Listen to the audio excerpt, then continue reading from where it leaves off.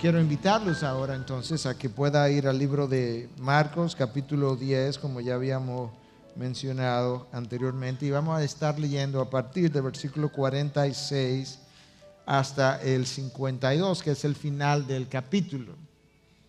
Este es un capítulo clave porque cuando abramos el capítulo 11, en la próxima ocasión, Jesús estará entrando a Jerusalén para ser crucificado. De manera que este es el último incidente, si pudiéramos llamarlo, o evento antes del domingo que tradicionalmente la Iglesia de Roma ha llamado Domingos de Ramos. Cuando cerremos este encuentro, que vamos a estar leyendo, Jesús lo veremos ya el domingo anterior a su crucifixión. Eso nos da una idea de cuán cerca está Jesús de su final. Y en estas condiciones entonces es que Marcos nos narra este evento, comenzando en el versículo 46, que dice de esta manera hasta el final. Entonces llegaron a Jericó, y cuando salió de Jericó con sus discípulos y una gran multitud, un mendigo ciego llamado Bartimeo, el hijo de Timeo, estaba sentado junto al camino. Y cuando oyó que era Jesús el Nazareno, comenzó a gritar y a decir: Jesús, hijo de David, ten misericordia de mí. Y muchos los reprendían para que se callara, pero él gritaba mucho más: Hijo de David, ten misericordia de mí. Jesús se detuvo y dijo: llamadle. Llamaron al ciego diciéndole: anímate, levántate, que te llama. Y arrojando su manto se levantó de un salto y fue a Jesús.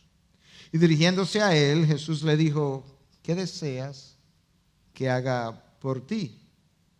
Y el ciego le respondió: Rabuní, que recobre la vista. Y Jesús le dijo: vete, tu fe te ha sanado. Y al instante recobró la vista y le seguía por el camino. Padre, danos fe como esta. Y como la fe viene por el oír, y el oír por tu palabra, yo quiero pedirte que tú uses la predicación de este mensaje para cultivar fe en nosotros. Mira que creemos, pero cuánta ayuda aún necesitamos en nuestra incredulidad. Te somos honestos y te pedimos que ayude la incredulidad de cada uno de tus hijos, manifestada en tantas maneras, en tantos momentos, en tantas formas de pensar y de actuar. Pero permite, Dios, que todo eso sea transformado por el poder de tu palabra y la acción de tu Espíritu en esta mañana. Te lo pedimos en Cristo Jesús. Amén, amén. Bueno, tenemos varios mensajes en el capítulo 10 de Marcos. De hecho, este es el mensaje número 40 de esta serie. Y cada vez que tú lees un pasaje en Marcos 10, estás más cerca de la cruz. Este es el trayecto final, lo hemos venido diciendo, pero se los recuerdo, es el trayecto final de Jesús hacia Jerusalén. En esta ocasión, Jesús llegó hasta Jericó. Quizás faltan 8 días para el ser crucificado. No sabemos cuánto tiempo pasó en Jericó, pero probablemente no muchos. Quizás un día, quizás 2, 8, 9 días. Quizás a lo sumo, y Cristo estará clavado en un madero. Eso nos dice que la Pascua está muy cerca. Y si la Pascua está muy cerca, hay mucha actividad, hay mucha circulación. Hay mucha gente yendo y viniendo, sobre todo yendo, subiendo a Jerusalén. Y entre esos que están subiendo está Jesús. Y está la multitud que le acompaña. Viene gente de todas partes del imperio, judíos que habían sido dispersados por diferentes ciudades. No podemos olvidar parte de lo que comentamos la semana pasada o expusimos, porque sirve de contraste un poco más adelante al ver la interacción de Jesús con Bartimeo, el ciego de la historia. La semana anterior vimos cómo Jesús tiene una conversación con Juan y Jacobo y cómo ellos querían sentarse a la mano derecha y a la mano izquierda cuando Él viniera en su reino, y Cristo comienza a instruirlos acerca de, no solamente a él, sino a todo el grupo de los discípulos, acerca de cómo ejercer el liderazgo y cómo aquellos que quieren ser los primeros tienen que comenzar por el último lugar. Y Jesús entonces en esa conversación que tiene con ellos hace una afirmación que probablemente sea yo no sé si la única o una de las afirmaciones más contraculturales que Jesús jamás haya hecho a lo largo de su ministerio de enseñanza. Y es cuando él dice que ni aun el Hijo del Hombre vino para ser servido, sino para servir. Ni aun Dios al encarnarse pensó que el propósito de la encarnación era ser servido, sino que había sido convertirse en siervo. Y como Pablo testifica en Filipenses, en la carta a los Filipenses capítulo 2, para eso vino, se convirtió en siervo y sirvió a los hombres.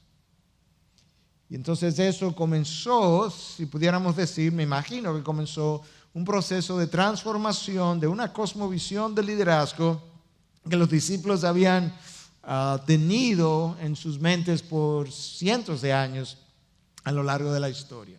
Se había acumulado ese legado. Los primeros lugares son para las personas más importantes, o las personas más importantes ocuparían los primeros lugares, y esos que están en los primeros lugares son los que mandan, los que ordenan a los demás el qué hacer.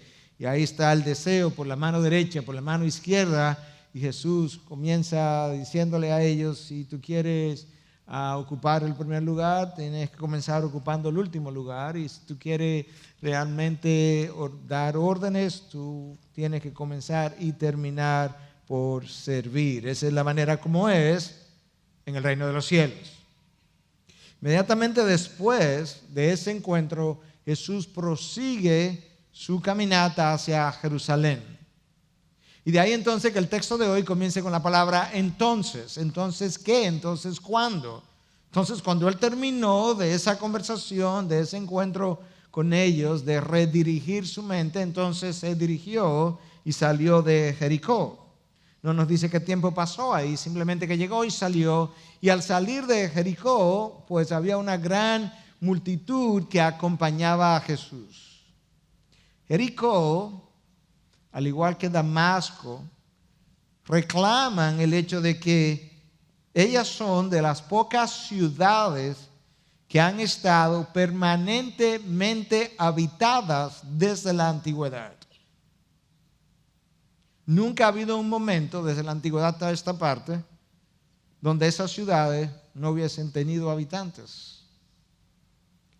Y es una ciudad que en la época de Jesús tenía dos partes: una parte antigua o vieja, descuidada, y una parte moderna en ese momento, contemporánea, renovada, nueva, quizás sería una mejor expresión, construida por Herodes el Grande. Herodes el Grande fue aquel Herodes que quiso quitarle la vida a Jesús cuando apenas tenía 1 o 2 años.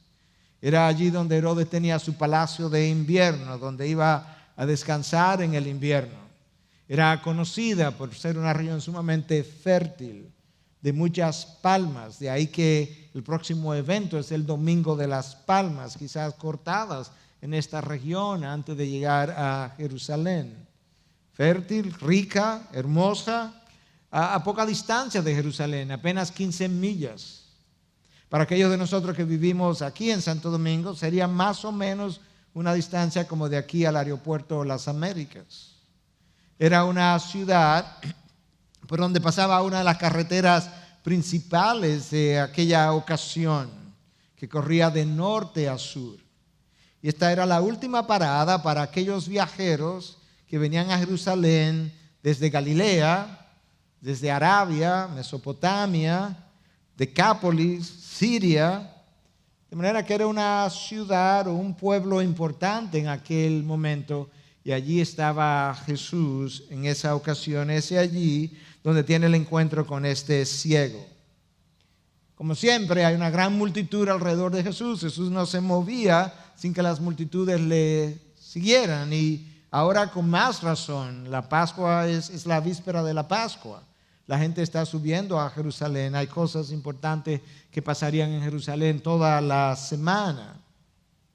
Y Jesús viene por el camino, y en ese camino importante, por donde viene transitando mucha gente, era una carretera muy transitada, aunque peligrosa por los asaltos que ocurrían. Y mientras yo reflexionaba sobre eso, me decía, ciertamente no hay nada nuevo debajo del sol. Asaltos hace 2000 años en las carreteras, pero la gente no tenía otra opción que circular por allí. Por tanto, a pesar del peligro, era muy transitada. Y en aquella carretera, Jesús se va a encontrar con alguien que está a la orilla del camino.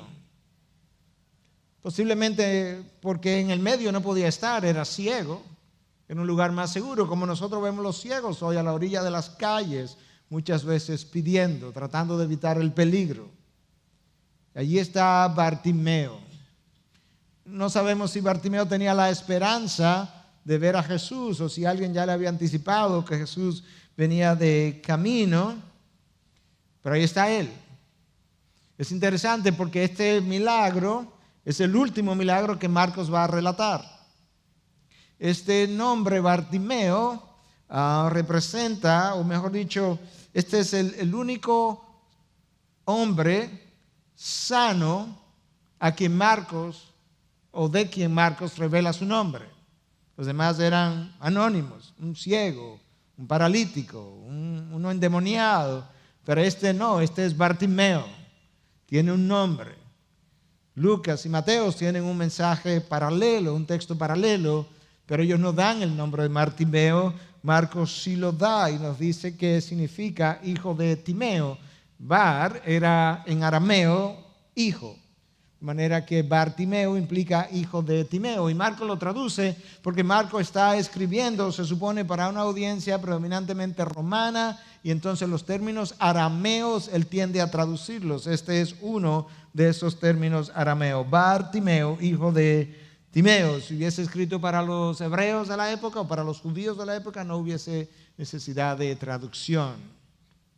Y ahora entonces Marcos nos está diciendo que Bartimeo en algún momento, de alguna forma, se entera que Jesús viene de camino, está cerca. Yo me lo imagino a la orilla del camino, ciego, no sabe exactamente a qué distancia está Jesús, probablemente está oyendo un tumulto, hay bulla, hay ruido de gente que viene, y como él no sabe, él simplemente grita al aire, dice: Jesús, hijo de David, ten misericordia de mí. El título de hijo de David, él pudo estarlo usando de manera genérica, porque en esa época todos los judíos, independientemente de la tribu de donde vinieran, podían referirse y se referían con frecuencia a ellos mismos como hijo de David. Pero pudo haberlo estado usando de una manera más específica. Quizás conocía algo de la identidad de Jesús, de su genealogía. No lo sabemos. Quizás conocía algo acerca de la posibilidad de que este fuera el Mesías, porque este es un título altamente mesiánico, hijo de David. Pero si hay algo que tú notas en Bartimeo, cuando tú lees el texto y lo lees un par de veces, te detiene, hay algunas cosas en su vida que salen a relucir, y una de ellas es, él está consciente de su necesidad. Él está consciente de que él tiene una necesidad, y está tan consciente que él no tiene vergüenza de admitir esa necesidad y de admitirlo en público. Pero Bartimeo no solamente está consciente de su necesidad, sino que Bartimeo está consciente de quién puede suplir su necesidad. Él sabe a quién acudir para solicitar ayuda. Y aunque eso parece más o menos obvio, y eso parece más o menos entendible y sin necesidad de explicación, a la hora de la aplicación, yo creo que es importante recordarlo, porque ese es uno de nuestros problemas, que frecuentemente ni siquiera tenemos claro cuál es nuestra verdadera necesidad. Nuestra ceguera espiritual con frecuencia no nos deja ver de qué es que verdaderamente tenemos necesidad, y muchas veces estamos clamando a Dios por cosas que son más bien deseos antes que necesidades, y otras veces tomamos los deseos y los convertimos en necesidades y pedimos por los deseos, y Dios dice: ¿y qué de tus verdaderas necesidades espirituales que aún siguen vacías? Yo creo que a veces a eso es que, o quizás siempre, a veces a eso era que Jesús se refería en el Sermón del Monte, cuando decía que buscáramos el reino de Dios primero. Ahí están nuestras necesidades, y el resto, todo lo demás se va a dar por añadiduras. Por lo menos alguna aplicación tienen esas palabras a esto que yo estoy tratando de describir aquí. Y entonces ahí está Bartimeo, con una necesidad real. Quizás ciego por muchos años, quizás ciego de toda la vida, quizás nunca ha visto la forma que las cosas tienen a su alrededor. Él tiene una ceguera física real, pero él parece tener menos ceguera espiritual que la física que tenía. Porque en su ceguera física él no veía nada, pero en su ceguera espiritual él ha reconocido en Jesús a un hijo de David. Él no ha visto a Jesús resucitar a muertos. Su ceguera no se lo hubiera permitido. Él no ha visto a Jesús caminar sobre las aguas. Tampoco estaba en la barca aquel día. Él no ha visto a Jesús multiplicar los panes. Él no ha visto a Jesús sanar leprosos, liberar endemoniados. De manera que lo único que él puede tener acerca de Jesús es un conocimiento que él ha oído. Pero él ha creído lo que ha oído. Y creyendo lo que ha oído, viene y le dice: Jesús, hijo de David, ten misericordia de mí. Él tiene un corazón, él tiene unos ojos que no han visto nada de eso que yo acabo de escribir, pero él tiene un corazón dispuesto a creer lo que ha oído acerca del personaje Jesús. En cierta medida, él tiene menos evidencia que, en gran medida, él tiene mucho menos evidencia que tú y yo. Porque aunque él estaba presente y vivo en aquella ocasión, los evangelios ni siquiera se habían escrito, mucho menos las cartas. Nosotros tenemos todo el Antiguo, todo el Nuevo Testamento, conocemos mucho de Jesús, revelado por él mismo, revelado por su Padre. Y aquí está este hombre con poco conocimiento, pero él ha dado cabida a los, no quiero llamarle rumores, a las evidencias auditivas, por así decirlo, del momento. Y él tiene cierto conocimiento de la identidad de Jesús, hijo de David. Él tiene cierto conocimiento no solamente de la identidad de Jesús, él tiene nociones del carácter de Jesús, porque de lo contrario, si él no hubiese tenido nada de conocimiento o confianza en el carácter de Jesús, no le hubiera gritado: ten piedad de mí. De manera que él tiene esa confianza en ese carácter de Jesús, de quien él conoce poco. Pero hay algo más en la vida de Bartimeo que tú puedes ver y que ya salió a la luz. Aquí hay una fe que él está expresando. Él está expresando una fe porque de lo contrario no hubiese estado creyendo que este hombre podía sanarlo. Y la forma como él pide esto, yo creo que revela en gran parte la fe que él tenía. Él no dice: Jesús, si es verdad lo que yo he oído por casualidad de que tú has sanado a otro, yo no sé, Jesús, pero quizás, si es cierto, mira, haz lo posible. Bueno, y si tú no puedes, por lo menos trataste. No, nada de eso. Ten piedad de mí. Yo sé que tú puedes. Yo sé qué clase de corazón tú tienes. Y alguien en necesidad está aquí para pedirte. Yo sé algo de tu identidad, yo sé algo de tu carácter. Yo estoy ciego y no me puedo mover de aquí, a menos que alguien me ayude, pero aún así yo sé a quién ir, y por eso no sé dónde está, donde tú estés, yo te estoy gritando: ten piedad de mí. Y Bartimeo sabe algo más. Él sabe cómo acercarse. Ten misericordia de mí. Él no hace una demanda. Él Él no se cree con derecho. Él no piensa que porque Jesús ha sanado a otro ciego, Él tiene el derecho de recibir lo mismo. Él no se cree con derecho de que porque Él era arameo y por tanto de la raza hebrea de alguna manera, que Él tiene derechos sobre otros. Si algo va a ocurrir por misericordia. Hay algo más que Él tiene. Él tiene una fe en este Jesús. Él tiene un espíritu distinto al de las multitudes. Este es un hombre no avergonzado, este es un hombre humilde para poder gritar así en medio de la multitud.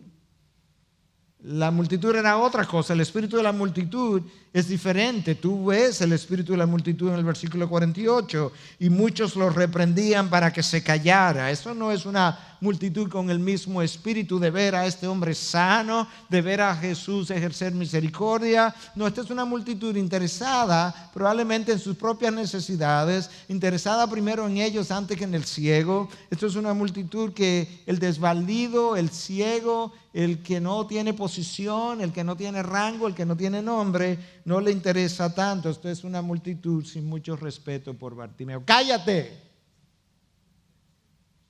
Y lo reprenden. El texto no nos dice qué le dijeron, pero podemos imaginarnos frases que le dijeron. Tú no te lo mereces, por algo estás ciego. Por eso es que Dios no tiene misericordia de ti. Fíjate que a otros han sanado y tú no eres sano. ¿Quién sabe lo que le habrán dicho? Pero ciertamente esa forma de dirigirse a Bartimeo no es una forma humilde. Eso es uno de nuestros problemas. Nosotros con frecuencia expresamos más respeto hacia aquellas personas que tienen quizás un nombre o una posición o cierta fama o cierto reconocimiento, que el respeto que expresamos por aquel que se nos acerca al vidrio y quiere algo de nosotros. Y si hay algo que yo sé, es que eso es condenable de parte de Dios. La razón por la que tú y yo necesitamos respetar a los demás es la imagen de Dios en cada ser humano. Cada ser humano es portador de la imagen, y de eso habla Santiago en el capítulo 3, que con los labios que alabamos a Dios son los mismos labios con los que nosotros hablamos despectivamente, orgullosamente en contra de aquellos que son portadores de la imagen de Dios. Esa es la razón que Santiago da y el contraste. Y aquí está esa gente mandando a callar a Bartimeo. No es el dinero, no es su posición, no es su nombre, no es su fama. Lo que le hace merecedor de respeto es la imagen de Dios en ellos. Quizás la multitud se sentía avergonzada de Bartimeo. Quizás tenían vergüenza ajena. ¿Usted ha tenido alguna vez vergüenza ajena? Vergüenza por el otro. Una vergüenza que muchas veces el otro ni está sintiendo, pero yo la tengo. Quizás pensando, si este hombre sigue gritando de esa manera, ¿qué pensará Jesús de nosotros? A lo mejor piensa que todos somos como Él, porque así somos. ¿Qué pensará Jesús de... ¿No has pensado alguna vez cuál es la causa de nuestra vergüenza? Si hay algo que Dios me ha enseñado a lo largo de mi caminar, es que la vergüenza es uno de los frutos del orgullo humano. La humildad no se avergüenza, es el orgullo que piensa demasiado en lo que el otro pensará de mí. Es el miedo que yo tengo cuando pienso que el otro puede pensar algo negativo de mí. El otro puede pensar que no sé, el otro puede pensar que no soy pulido, que no soy refinado. El otro puede pensar que soy muy... No, yo no me atrevo, porque ¿qué va a pensar? Me da vergüenza. ¿Qué pensará? ¿Qué pensará? ¿Qué pensará? Puede pensar, puede pensar, puede pensar. La humildad, todo eso lo tiene sin cuidado y todo eso, toda esa preocupación está relacionado a mi reputación. Bartimeo no tiene ningún problema con eso. La única reputación que él tiene es de que es ciego y es mendigo. Ese es su currículum vitae.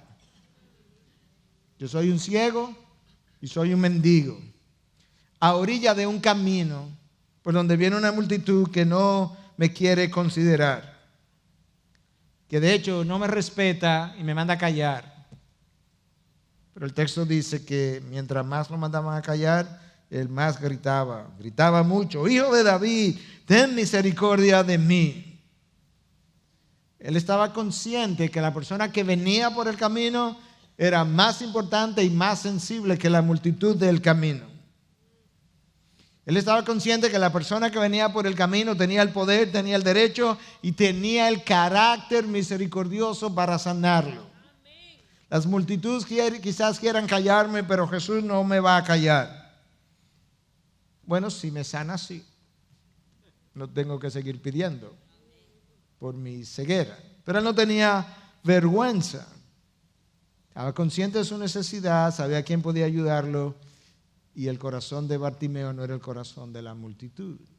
Él está clamando. Él quizás conoce a Jeremías, o el pasaje de Jeremías 33:3. Clama a Dios y yo te responderé. Esa frase la hemos leído, la hemos oído, la hemos escuchado en clases quizá o en sermones. Clama a Dios y yo te responderé. Pero frecuentemente estamos en la dificultad y no estamos clamando. Esa expresión de Jeremías 33:3, yo creo que tiene dos observaciones que hacerla. La primera realidad es que si yo clamo a Dios, Dios dice que Él me responderá. Bartimeo está haciendo eso. Bartimeo va a ser respondido. La otra realidad de esa expresión es que frecuentemente yo no he recibido de Dios porque no he clamado a Dios. Jeremías dijo eso en el Antiguo Testamento. Santiago lo dice en el Nuevo Testamento de otra manera, pero lo dice con relación al mismo Dios. No tenéis porque no pedís. Déjame juntar a Santiago y a Jeremías. No tenéis porque no clamáis. Y si clamáis, Dios te responderá. Bartimeo conoce algo de eso. Él está clamando. Ya vimos la respuesta de la multitud. Cállate. La respuesta de Jesús. Versículo 49. Y Jesús se detuvo y dijo: llamadle. En el lenguaje original dice: Jesús se detuvo completamente. En dominicano diríamos: y Jesús se paró en seco. Es como que Jesús iba caminando rápidamente y él oye a este Hijo de David, ten piedad de mí, y de lo rápido que iba, él se detiene. Llámale. Hay que llamarlo porque él no está en medio del camino. Él está ciego, él está en algún lugar cercano. El texto solamente nos dice 2 veces, o leemos 2 veces que él dijo Jesús, Hijo de David, pero decía que él gritaba continuamente. Yo me imagino, esta frase se convirtió casi en una irritación de forma repetitiva. Y Jesús se detuvo completamente.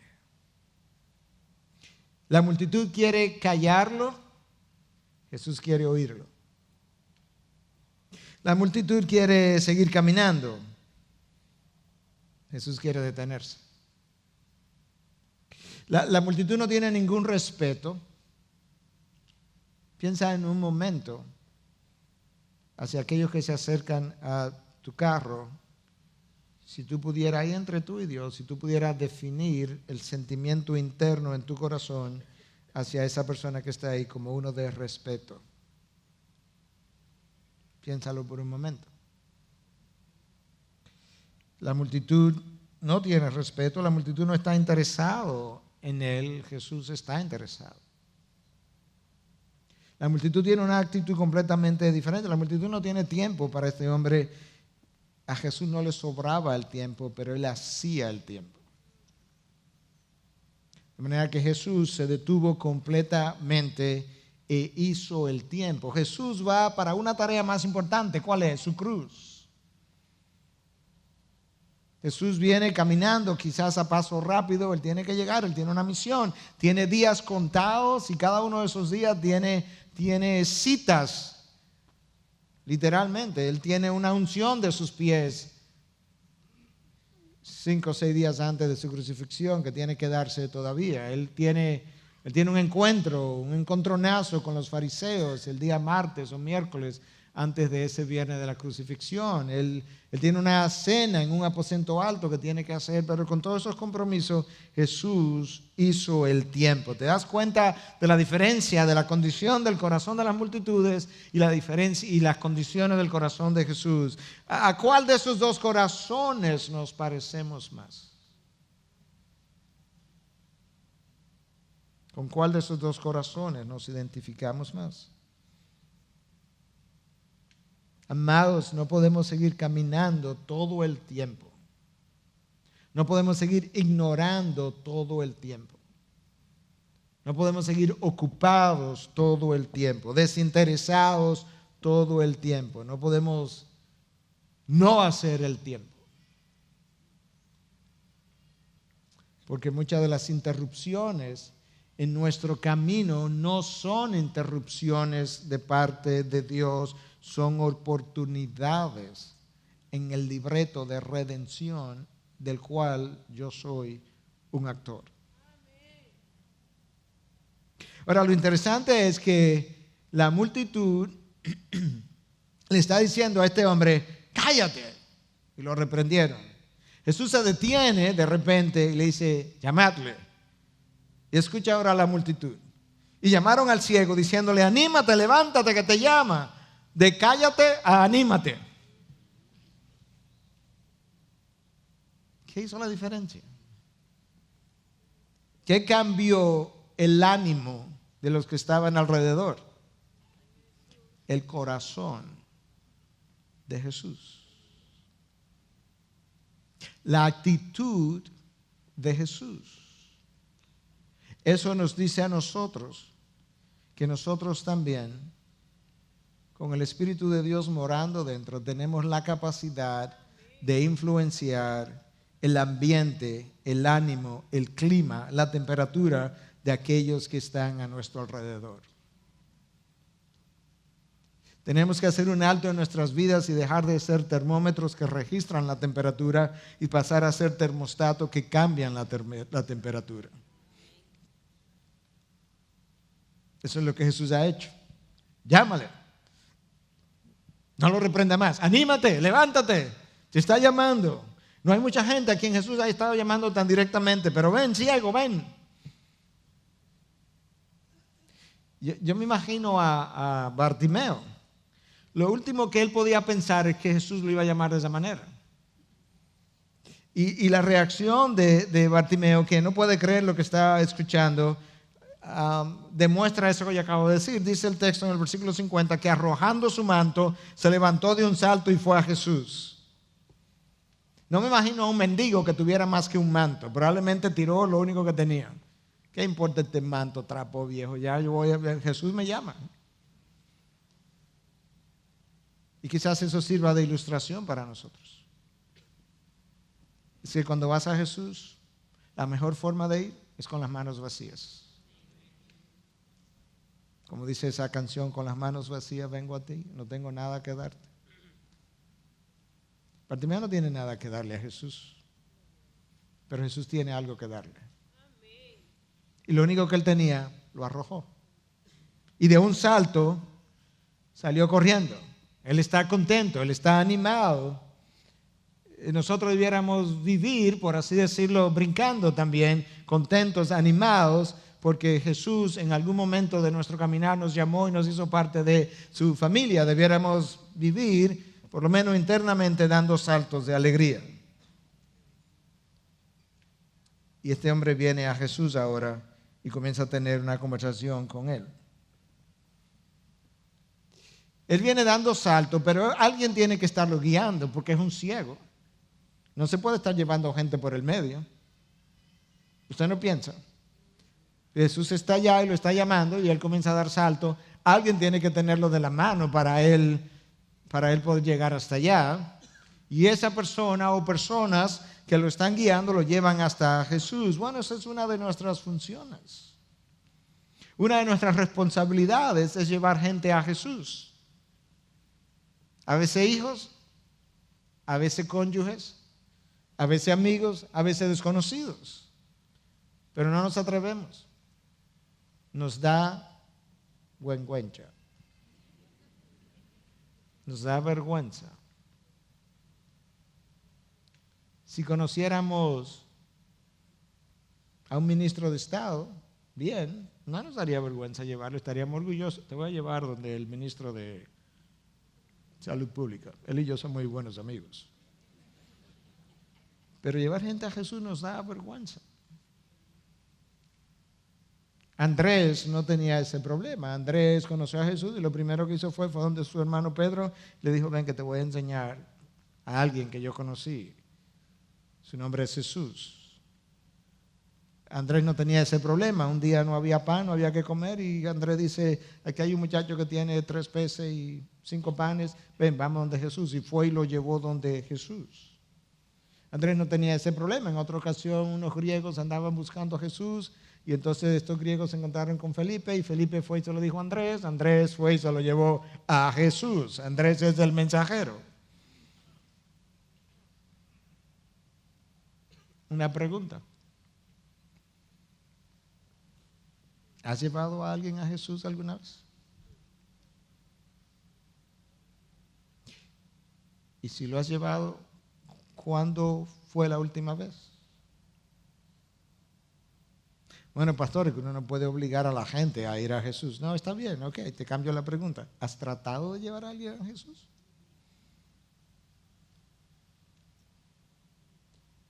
Es que yo no sé cómo hacerlo. ¿Has llevado tú a alguien? ¿Lo has llevado alguna vez? ¿Has llevado tú a alguien al médico? ¿Supiste cómo hacerlo? No, pero preguntaste. ¿Dónde estaba el consultorio? ¿Cuál era el número de teléfono? ¿Tú lo conoces? Buscaste la manera de saber y fuiste y llevaste a tu hijo, a tu hija, a un amigo, a una amiga. Operación o Misión Antioquía es acerca de llevar gente a Jesús. Quizá necesitamos eso. Alguien está llevando a Bartimeo a Jesús que está ciego y está dando brinco. Ahora escucha la pregunta que Jesús le hace. ¿Qué deseas que haga por ti? Versículo 51. Esa es exactamente la misma pregunta que Jesús le hace a Juan y a Jacobo. Escucha la pregunta a Juan y a Jacobo. En plural, ¿qué queréis que haga por vosotros? Y de Bartimeo en singular, ¿qué deseas que haga por ti? Juan y Jacobo. No mucho, maestro. La mano derecha y la mano izquierda. Pero no ahora, cuando tú vengas en tu reino. El reino de gloria y poder. Ahora no, porque ahora somos nada. Bartimeo, ¿y qué tú quieres que yo haga por ti? Maestro, la vista nada más. Yo estoy ciego, no me interesa nada más. Que recobre la vista. Juan y Jacobo clamaron y no recibieron. ¿Sabe por qué? Por lo que dice mi amigo Santiago. No tenéis porque no pedís, pero entonces cuando pedís, pedís con malas motivaciones. Entonces, o no pedís o pedís mal. Juan y Jacobo pidieron, pero mal. Mano derecha, mano izquierda. No, si tú quieres la derecha y la izquierda, comienza por atrás. ¿Y tú qué quieres que hagas por ti? Escucha, Raboní, que recobre la vista. Raboní en hebreo significa maestro, pero era un término, de acuerdo a lo consultado, que la gente no usaba para referirse a personas humanas usualmente. A los rabinos no les decían Raboní. Era un título de maestro prácticamente reservado para referirse a Dios en oración. Bartimeo sabe algo acerca de este Jesús. Es el título que María Magdalena usa para referirse a Jesús. El domingo de resurrección, cuando Jesús se le aparece, le dice, ¿por qué está triste? Y Jesús entonces le habla y ella le dice, Rabboni. Es el mismo título. Bartimeo está usando este título. Bartimeo, él está viendo mucho más que los fariseos. Mucho más. Los fariseos son los responsables de que Jesús vaya, humanamente hablando, camino a Jerusalén ahora. Lo están persiguiendo, lo están acorralando. Lo han ido acusando, han ido levantando y construyendo una calumnia. Bartimeo se acerca a Jesús, los fariseos se alejaban de Jesús. Bartimeo está ciego físicamente, pero espiritualmente él ve más que los fariseos. Él se acerca, ellos se alejan.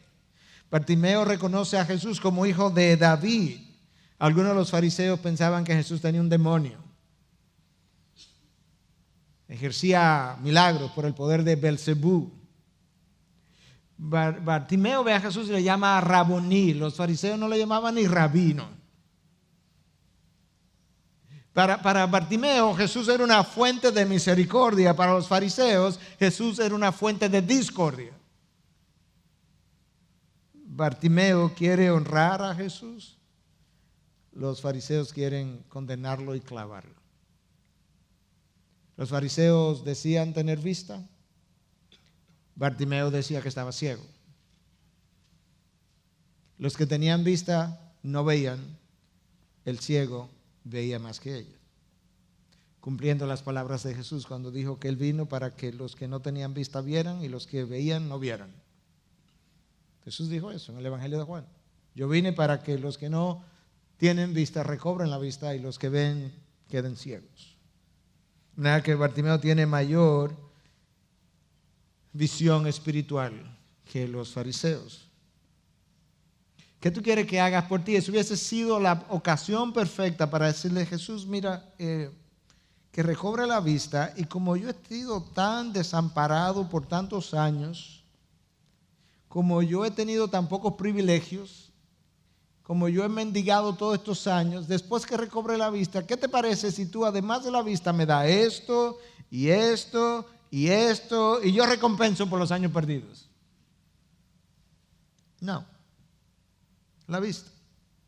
De hecho, Bartimeo quiere dos cosas. Yo quiero dos cosas de ti, Jesús. ¿Cuáles son?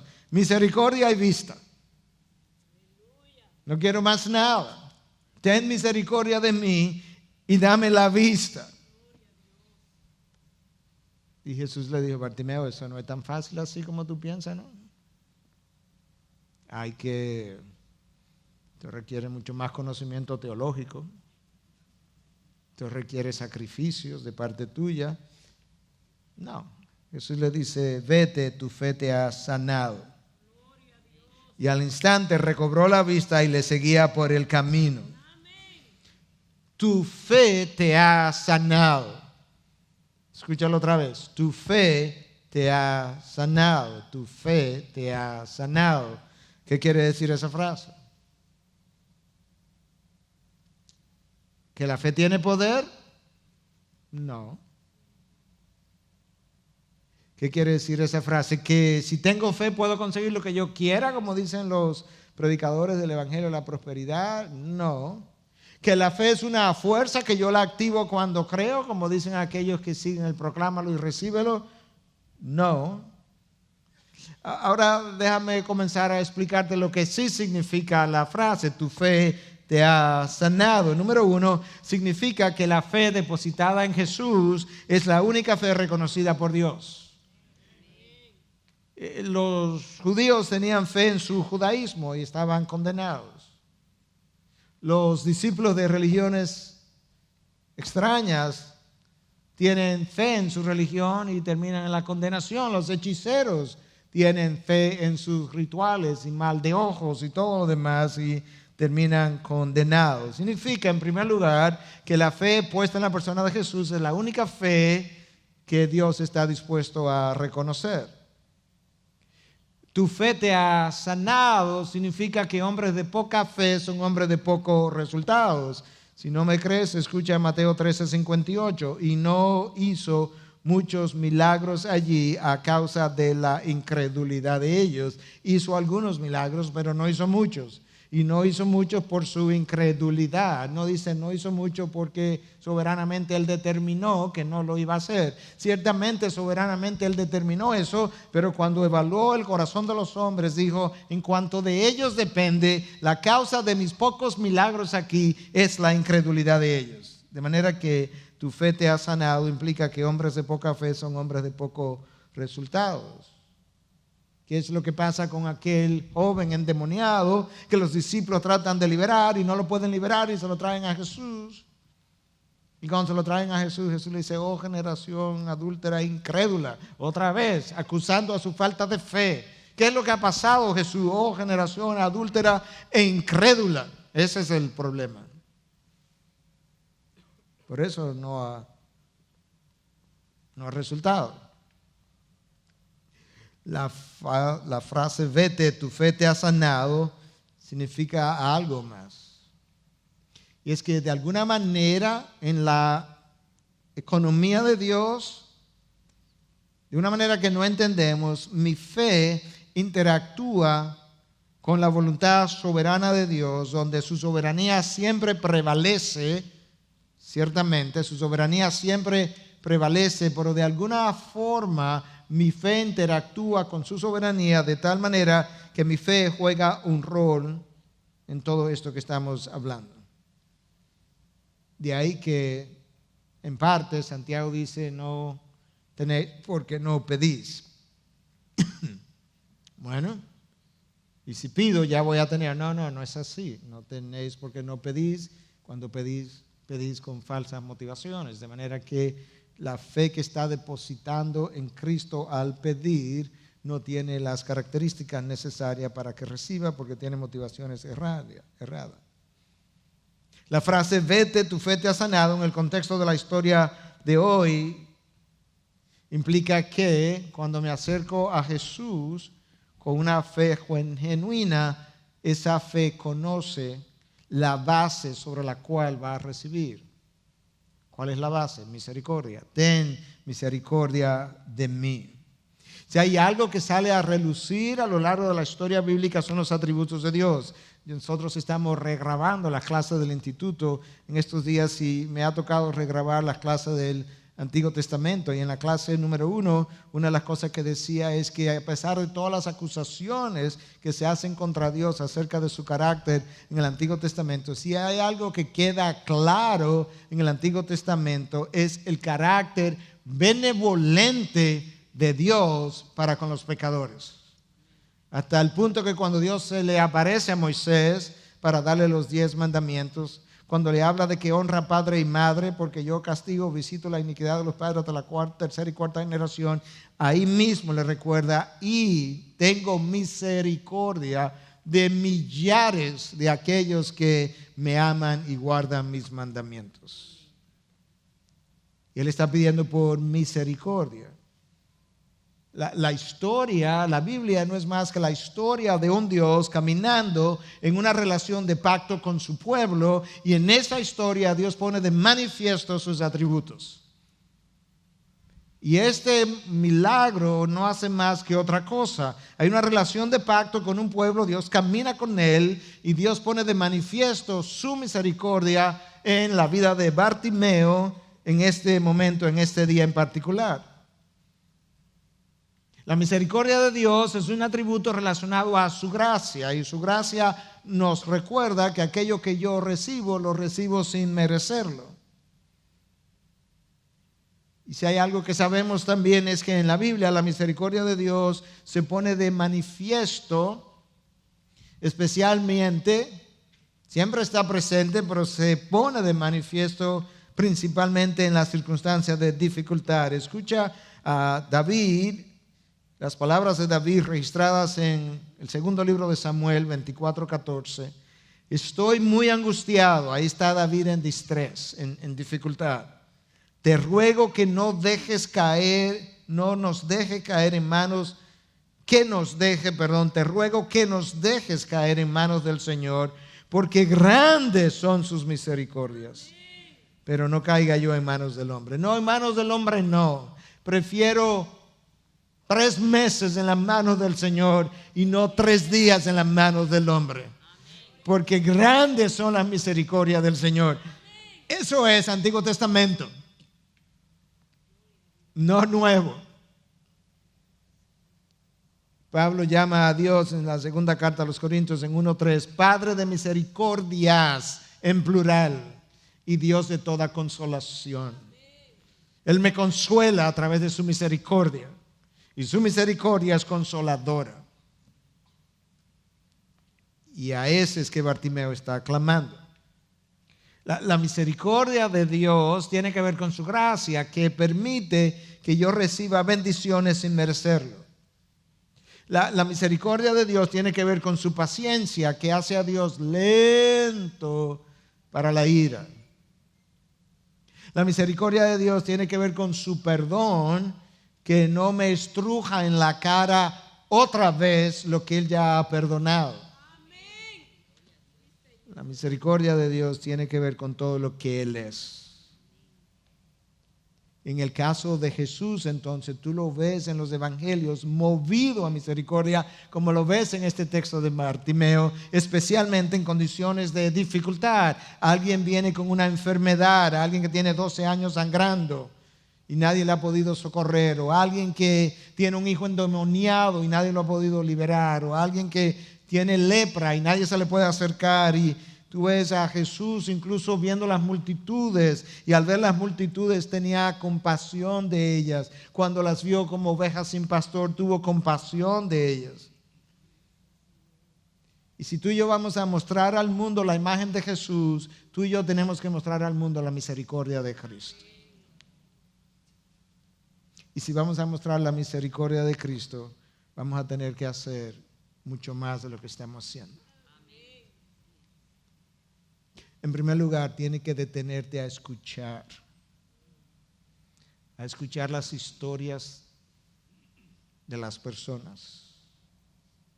Vivimos en un mundo sumergido en dolor, en fracturas de diferente índole, sumergido en sufrimiento, sumergido en desesperanza, sumergido en experiencias que tú jamás podría imaginarte.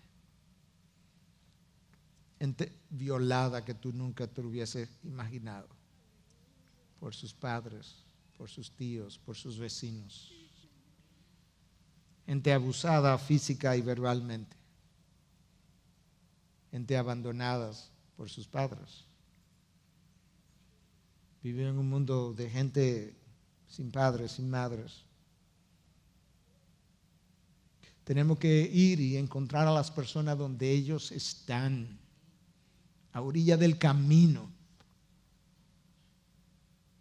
e invitarlos a entrar a tu vida. Pero eso nos va a costar esfuerzo. A Jesús le costó la vida. Que no cueste esfuerzo sería una manera de honrar la vida que Él dio por nosotros. Si tú y yo vamos a mostrar la imagen de Cristo al mundo, tú y yo vamos a tener que aprender a amar a las multitudes. Que cuando Jesús las veía, tenía compasión de ellas. Y las ciudades están llenas de multitudes. Tenemos que amar al individuo, no hay duda de eso. Pero muchas veces amamos a los individuos que son 4 o 5 y las multitudes no nos interesan. Jesús no fue de esa manera. Si vamos a mostrar la imagen de Jesús, tú y yo tenemos que amar a los desvalidos, y esa frase o esa palabra está usando ampliamente, no solamente desvalidos físicamente como Bartimeo, hay mucha gente desvalida emocionalmente, torcidas desde su niñez, por donde tú nunca ni yo pasamos, pero ellos sí. Bartimeo recibió misericordia ese día, y la manera como la recibió fue recobrando la vista porque Jesús se detuvo, le escuchó, le preguntó, hizo tiempo y le sanó. Y el texto dice entonces que Bartimeo le seguía. Se convirtió rápidamente en un discípulo de Jesús. No todo el mundo que recibió de Jesús se convirtió en uno de sus discípulos. De los 10 leprosos, quizás uno. Y quizás mucha gente ha recibido de Jesús, aún aquí en esta mañana, y no necesariamente es un verdadero discípulo entregado incondicionalmente a su causa. Yo no sé dónde tú estás, pero es posible que entre nosotros hayan Bartimeos. No en el sentido literal de la ceguera física, y ni siquiera en el sentido de la ceguera espiritual, que es posible. Pero lo estoy ampliando.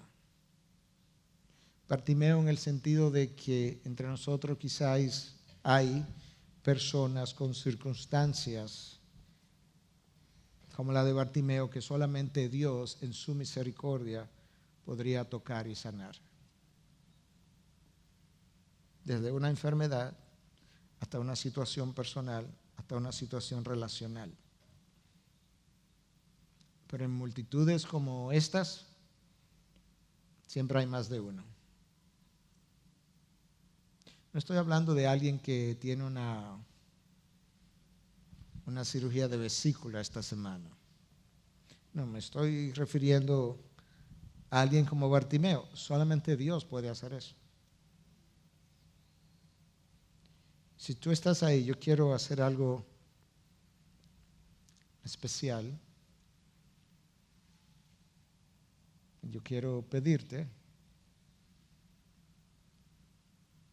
pienses bien si tú estás ahí, quizá algo que ocurrió en tu pasado que tiene tus emociones de una manera que no te permiten funcionar adecuadamente hoy. Y si Dios te ha hablado y te ha ido moviendo a lo largo de todo el mensaje y ahora tú estás en disposición de poder decir, ten misericordia de mí, oh Dios, por esto, y tú llenas el espacio en blanco, yo te voy a pedir que vengas adelante y simplemente te paras aquí o te arrodillas. Yo quiero orar por ti.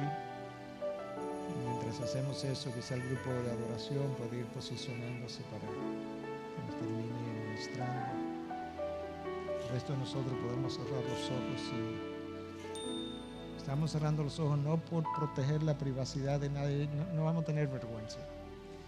Estamos cerrando los ojos para orar por aquellos que se aproximan.